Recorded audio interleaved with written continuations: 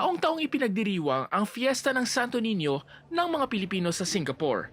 Kasunod dito ang sinulog na ginaganap pagkatapos ng misa. At sa taong ito, ginanap muli ang selebrasyon sa Our Lady of Perpetual Succor sa Singapore. 9 na araw na novena para sa Santo Niño na nagtapos noong linggo. Namigay rin ng mga Santo Niño ang parokya sa ilang non-Filipino na nasa Singapore. Pagkatapos ng misa, nagkaroon ng selebrasyon ng sinulog sa labas ng simbahan. Makukulay na mga damit ang suot ng mga sumasayaw samantalang hawak ng sinulog festival queen ang Santo Niño na sinasayaw sa harapan. 2 grupo ang mananayaw na nagtanghal at nagpakitang gilas. Ang Confradia Hala Dancers at ang SG Sinulog-based dancers. Buhay na buhay pa rin ang diwa ng Pit Senyor kahit malayo sa Pilipinas.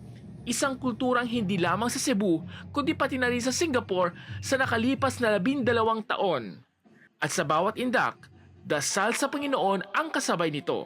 Mula rito sa Singapore, June Rigonan, Rated J News.